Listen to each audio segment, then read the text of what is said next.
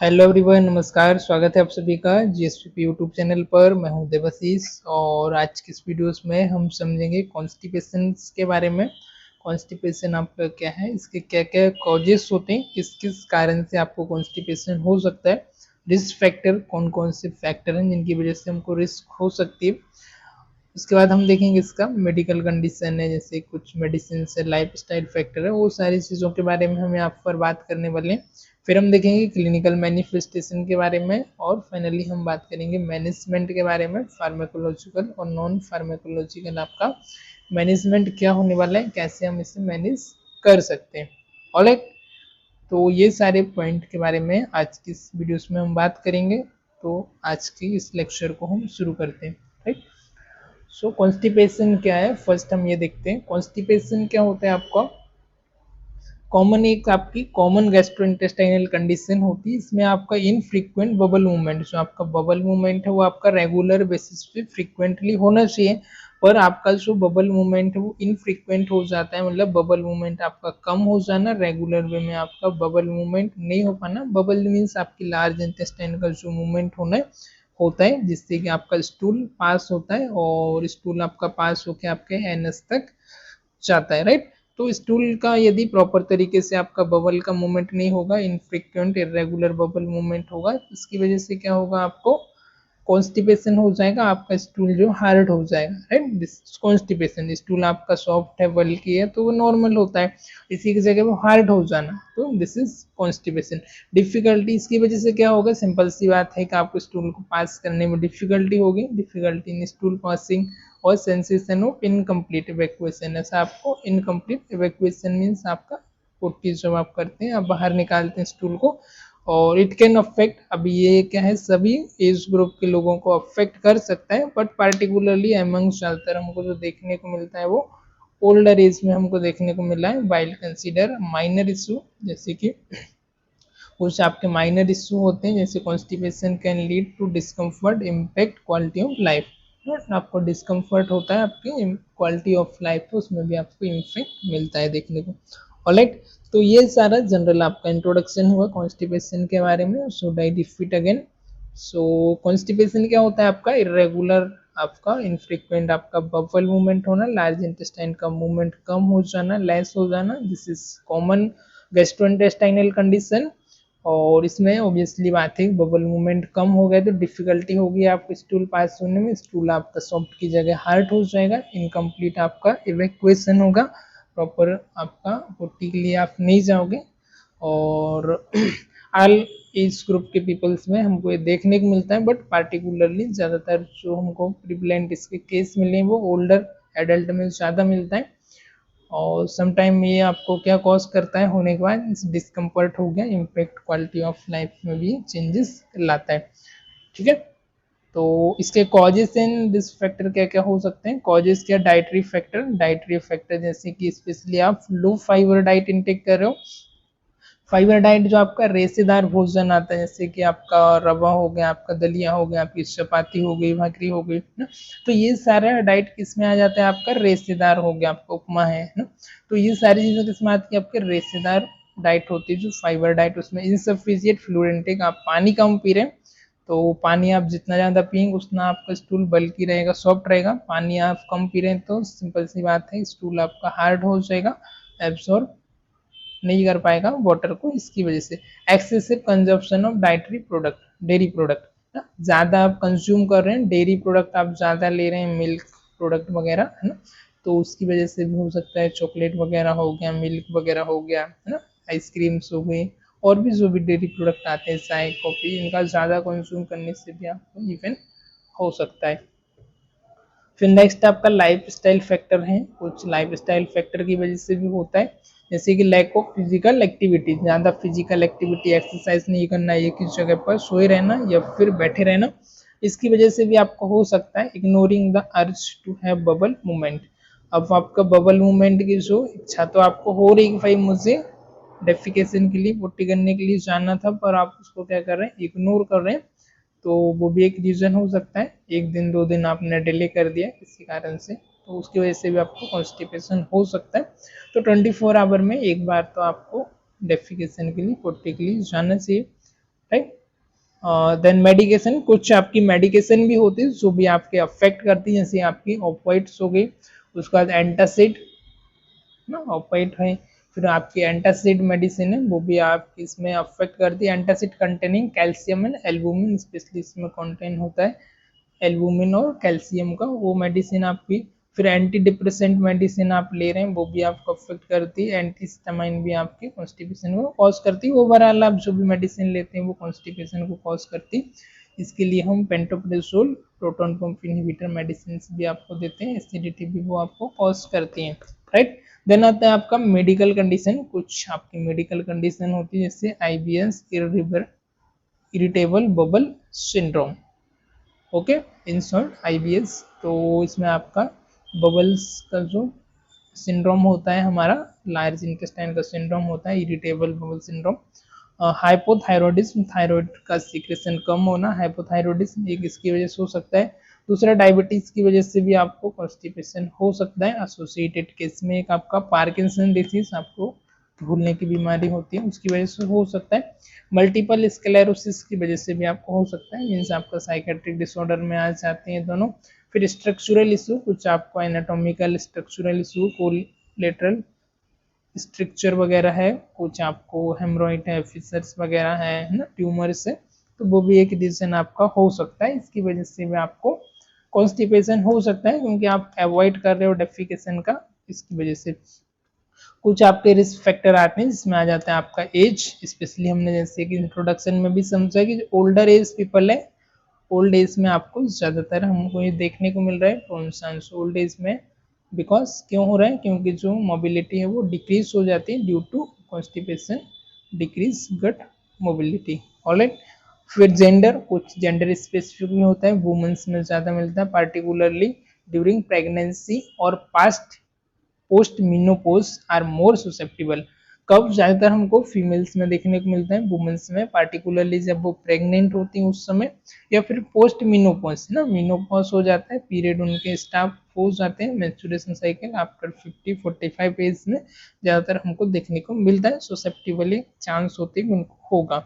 फिर आता है आपका डिहाइड्रेशन, है ना, कम पानी पीना, वाटर इनटेक कम लेना, जिसकी वजह से आपका स्टूल लेवल सॉफ्ट की जगह हार्ड हो जाता है और डिफिकल्ट होती है फिर आपको पास करने में। सेडेंट्री लाइफस्टाइल, आपकी लाइफस्टाइल भी, लैक ऑफ एक्सरसाइज वगैरह होना, है ना, slow down bubble movement, activity वगैरह एक्सरसाइज नहीं करना, सिटिंग या सिर्फ सोने की पोजीशन में रहना, स्पेशली यदि कोई डिसीज है तो, नहीं तो नॉर्मल तो पर्सन इतना बेड पे तो रेस्ट नहीं करता है।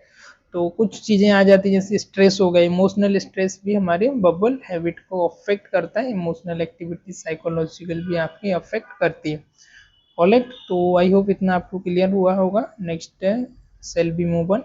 सो यहाँ पर अभी हम देखेंगे क्लिनिकल मैनिफेस्टेशन या sign and symptom of constipation, तो क्या क्या हो सकते हैं उनके बारे में। सबसे पहला आ जाता है आपका frequent bowel, sorry, infrequent bowel movement या irregular bowel movement, okay, fewer than 3 bowel movement per week, है ना, पर वीक में आपका बबल मूवमेंट, डेफिकेशन आपका 3 बार से भी कम होना, एक हफ्ते में 3 बार से भी कम आपका डेफिकेट के लिए जाना, पोटी के लिए जाना, बबल मूवमेंट आपका कम होना, स्टूल के लिए जाना, ये आपका हो सकता है एक क्लिनिकल मैनिफेस्टेशन। स्ट्रेनिंग, डिफिकल्टी और पेन ड्यूरिंग डेफिकेशन, डेफिकेशन के समय जब आप पोटी कर रहे हो लैट्रिन में, उस समय आपको डिफिकल्टी होना, पेन होना, आपको स्टूल को बाहर निकालने में, इवैक्यूएट करने में, पास करने में। हार्ड और लंपी स्टूल, आपका जो स्टूल है वो हार्ड होना और लंपी कंटिन्यूस में होना, पासिंग ऑफ ड्राई और हार्ड स्टूल, समटाइम उसके साथ आपका ब्लड भी आ सकता है। Feeling of incomplete evacuation, sensation that bowel has not been fully empty, अब आपको फीलिंग क्या होगा, इनकम्प्लीट इवैक्यूएशन, आपको लगेगा कि बबल जो लार्ज इंटेस्टाइन है, पेट मेरा अभी भी भरा हुआ है, पूरी तरीके से आपका एम्प्टी नहीं हुआ है, खाली नहीं हुआ है। ब्लोटिंग, एब्डोमिनल डिस्कम्फर्ट और फीलिंग ऑफ फुलनेस, दूसरा क्या होगा आपको, ब्लोटिंग, एब्डोमिन आपका फूला फूला लगेगा, डिस्कम्फर्ट होगा, फीलिंग ऑफ आपको फुलनेस होगी, आपका लगेगा पेट तो मेरा फुल है, खाना नहीं खा पाओगे। रेक्टल प्रेशर, दूसरा क्या होगा, आपके रेक्टम में प्रेशर होगा, feeling A pressure of in the rectum even after bubble movement, bubble movement के बाद भी डेफिकेशन के बाद भी आपको रेक्टम में प्रेशर लगेगा, आपको लगेगा और मुझे जाना है और मुझे पूर्ति करने के लिए उसके लिए जाना है, राइट। फिर आता है आपका मैनेजमेंट ऑफ कॉन्स्टिपेशन। आपका मैनेजमेंट क्या होगा, dietary and lifestyle medication. First हम देखेंगे dietary and lifestyle modification. So increase fibre intake, fibre को आप इंटेक बढ़ाइए, कंज्यूम ज़्यादा करिए, मोर फ्रूट वेजिटेबल्स हो गए, होल ग्रेन्स हो गए, राइट। तो जैसे कि रेशेदार खाना, उपमा हो गया, दलिया हो गया, ये सारी चीज़ें आप ज़्यादा कंज्यूम कीजिए, रवा हो गया, हाँ। तो इससे क्या होता है आपका जो चपाती वगैरह आप खाते हैं भाकरी, ये फाइबर डाइट ज़्यादा इंटेक करें। और हाइड्रेशन, प्रॉपर आप पानी पिए, प्लेंटी ऑफ वाटर लें, फ्लूट लें, जूस लें, रेगुलर एक्सरसाइज करें, स्टेब्लिश सी रूटीन, आपका जो रूटीन है वो प्रॉपर होना चाहिए, encourage regular bowel movement habit के लिए इनकरेज करें, setting side time each day for bowel movement, each day 24 hour में एक बार बबल मूवमेंट के लिए आप चाहें, respond to urge, avoid delayed bowel movement, ज़्यादा आप अवॉइड ना करें और डिले ना करें बबल मूवमेंट को, डेफिकेशन को आप रोक करके न रखें, जब भी आपको अर्ज हो रहे तब आप जाएं, राइट। फिर आता है आपका pharmacological management. Next we are talk about pharmacological management. Bulk forming laxatives, bulk में आपका जो फॉर्म होता है लेक्सिटिव, तो इसमें क्या आता है आपका फार्माकोलॉजिकल में, साइलियम और methyl cellulose to increase stool bulk ना। साइलियम और मिथाइल सेल्यूलोज क्या करता है आपका, इंक्रीज करता है स्टूल के बल्क को। स्टूल सॉफ्टनर जो आती है लेक्सेटिव, वो भी आप दे सकते हैं। Docusate to soften stool make them easier to pass ना, डोक्यूस्टेट केमिकल्स के नाम से आता है, जो कि स्टूल को आपको सॉफ्ट कर देती है, जो कि पास होने में इजी होता है। ऑस्मोटिक लेक्सिटिव आती है फिर कुछ, जैसे कि आपका पॉलीइथाइलिन ग्लाइकोल और lactulose to draw water into the bowel, जो बबल में आपका मटेरियल है आपका, उसको स्टूल मटेरियल को ड्रॉ करने के लिए वाटर फॉर्म में। लैक्सेटिव आप एनिमा वगैरह भी यूज करते हैं, sodium anaemia, right, enema. Stimulant laxative, stimulant क्या करती है, स्टिमुलेट करती है, जैसे कि आता है आपका बाइसेकोडाइल और सेना टू स्टिमुलेट बबल मूवमेंट, ये बबल मूवमेंट को क्या करते हैं, स्टिमुलेट करके उसको उत्तेजित करती है, जिसकी वजह से आपका बबल मूवमेंट इंक्रीज हो जाता है, जो आपका इरेगुलर और इफ्रीक्वेंट बबल मूवमेंट है उसको इंक्रीज कर देती है। सपोजिटरीज और एनिमास आते हैं कुछ, इन केसेस ऑफ सीवियर कॉन्स्टिपेशन है तो उस केस में आप यूज कर सकते हैं सपोजिटरीज और एनिमास, राइट। फिर आती है आपकी मेडिकेशन, अगला है आपकी medical intervention. Biofeedback therapy for those with pelvic floor dysfunction, biofeedback therapy वो होती है जिससे आपका पेल्विक का डिसफंक्शन है उसकी वजह से हम दे सकते हैं, उस पेशेंट को हम फीडबैक थेरेपी दे सकते हैं। Surgical intervention in rare cases where there is structural abnormality, surgery में भी रिक्वायर्ड है ना, कोई हेमरोइड है, फिशर है, या कोई एनी रीजन है जिसकी वजह से आप डेफिकेट नहीं कर पाए हो, पोर्टिकली नहीं जा पा रहे हो, तो उस केसेस में हम सर्जरी भी परफॉर्म कर सकते हैं एनाटॉमिकल, यदि एबनॉर्मलिटी है स्ट्रक्चर में, उस केस में। ट्रीटमेंट ऑफ अंडरलाइंग कंडीशन, अब जो आपकी रूट कॉज है, जड़ से हमको इसको खत्म करना है, अंडरलाइंग कंडीशन को हमको ट्रीट करना पड़ेगा। Managing medical condition like hypothyroidism, medical condition को आपको मैनेज करना है, जैसे हाइपोथायरॉयडिज्म में डायबिटीज है, कंट्रीब्यूट टू कॉन्स्टिपेशन, जो कि आपके कॉन्स्टिपेशन के लिए कंट्रीब्यूट कर रही, उसमें उनका योगदान होता है, राइट। क्या, हाइपोथायरॉयडिज्म और डायबिटीज। फिर आता है अगला पॉइंट है आपका patient education and counselling, patient की आपको प्रॉपर एजुकेशन करना है, पेशेंट को आपको काउंसलिंग करना है, जिसमें आपका आएगा educate patient on importance of dietary and lifestyle change, lifestyle और डाइटरी चेंज के बारे में उसको बताना है, उसका लाइफस्टाइल कैसा, एक्सरसाइज करें, थोड़ा सा एक्टिविटी वगैरह करें और डाइटरी मॉडिफिकेशन करें, फाइबर डाइट ज़्यादा ले, फ्रूट जूस वगैरह, वाटर इनटेक ज़्यादा करें। एड्रेस एनी मिसकंसेप्शन और फेयर अबाउट बबल मूवमेंट, यदि उसका कोई मिसकंसेप्शन है या फेयर है बबल मूवमेंट से लेकर के, तो वो अवॉइड करें, उसको आप क्लियर करें। मॉनिटरिंग फॉलोअप, अगला पॉइंट है आपका फॉलोअप को मॉनिटर करना है, रेगुलर फॉलोअप होना चाहिए। Follow up regular follow-up to assess effectiveness of treatment and make adjustment as needed, है ना। ट्रीटमेंट आपका कितना इफेक्टिव है, कितना वर्क कर रहा है, कितना नहीं कर रहा है, जो भी आपने फार्माकोलॉजिकल ट्रीटमेंट दिया है, यदि फिर प्रॉपर तरीके से इफेक्टिव नहीं है तो आप इसे चेंज भी कर सकते हैं, राइट। तो ये आज का छोटा सा हमारा टॉपिक था, it's all about the constipation.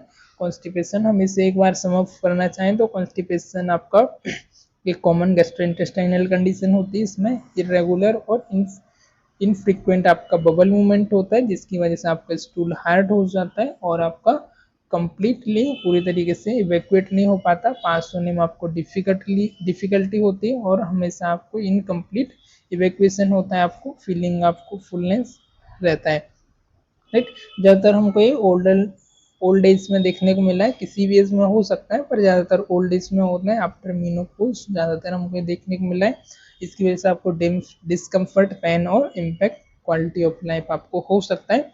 क्यों ये होता है, इसके कॉजेज, रिस्क फैक्टर क्या है, लो फाइबर डाइट हो गया, इनसफिशिएंट वाटर इनटेक हो गया है ना, excessive consumption of dietary product हो गया, लैक ऑफ फिजिकल एक्टिविटी है, एक्सरसाइज है, मेडिकेशन में कुछ ऑपोइड है, एंटासिड है, एंटी डिप्रेसेंट है, एंजाइटी है, इमोशनल डिसबैलेंस है, एल्जीमर है, उसकी वजह से भी आपको हो सकता है, आईबीएस है, डायबिटीज, हाइपोथायरॉयडिज्म, इसकी वजह से आपको हो सकता है, कुछ आपको स्ट्रक्चरल चेंजेस है ना, एनाटॉमिकल, उसकी वजह से हो सकता है, ट्यूमर है, फिशर है, राइट। एक एज, कुछ रिस्क फैक्टर है, एज, जेंडर, डिहाइड्रेशन, ये किसका रीजन हो सकता है। क्लिनिकल मैनिफेस्टेशन साइन सिम्टम में क्या आएगा, हार्ट एंड लंपी स्टूल होगा, फीलिंग ऑफ इनकम्प्लीट इवैक्यूएशन होगा, ब्लॉटिंग, एब्डोमेन आपका फूला फूला रहेगा, पेट, फीलिंग ऑफ फुलनेस रहेगी, रेक्टल प्रेशर ज़्यादा इंक्रीज होगा और स्ट्रेनिंग डिफिकल्टी होगी ड्यूरिंग डेफिकेशन, जब आप डेफिकेशन कर रहे हैं, पोटी कर रहे हैं, उस समय आपको पेन होगा, डिफिकल्टी आपको होगी ना। और हो सकता है 1 वीक में आप 2 या 3 बार, उससे भी कम आप डेफिकेशन के लिए जाएं, तो ये आपके साइंस से आप पता कर सकते हैं आपको कॉन्स्टिपेशन हुआ है ना। नॉर्मल सी चीज़ें, एक नॉन मेडिकल पर्सन भी समझ जाता है कॉन्स्टिपेशन को। और मेडिकल मैनेजमेंट इसका जो है, डाइटरी एंड लाइफस्टाइल मॉडिफिकेशन आप कर सकते हैं, इंक्रीज फाइबर इनटेक बढ़ाएं, आप हाइड्रेशन प्रॉपर करें, रेगुलर एक्सरसाइज करें ना, रूटीन आपका प्रॉपर हो, और जब भी आपको आर जा रहा है तो उसको अवॉइड ना करें, उसको आप प्रॉपर टाइम टू टाइम जाएं, 24 आवर में एक बार जरूर जाएं डेफिकेशन के लिए। बल्क फॉर्मिंग लेक्सेटेटिव ले सकते हैं, फार्माकोलॉजिकल में स्टूल सॉफ्टनर ले सकते हैं, ऑस्मोटिक लेक्सेटेटिव ले सकते हैं, स्टिमुलेंट ले सकते हैं, एनिमल सपोजिटरी भी आप यहाँ पर प्रेफर कर सकते हैं, एनिमल सपोजिटरी आप पेशेंट को दे सकते हैं। सीवियर केसेस में मेडिकल इंटरवेंशन में कुछ बायोफीडबैक थेरेपी, यदि पेल्विक डिस्फंक्शन है तो सर्जिकल इंटरवेंशन में, यदि एबनॉर्मलिटीज है, रिक्वायरमेंट है तो ट्रीटमेंट, अंडरलाइंग कंडीशन को ट्रीट करना, like hypothyroidism, diabetes, then patient counselling करना, मॉनिटर एंड फॉलो अप करना, it's all about constipation. I hope आज का लेक्चर आपको पसंद आया होगा, so hit the like button and share for more, okay, follow for more, thank you for watching this, take care, bye bye, keep learning, keep growing.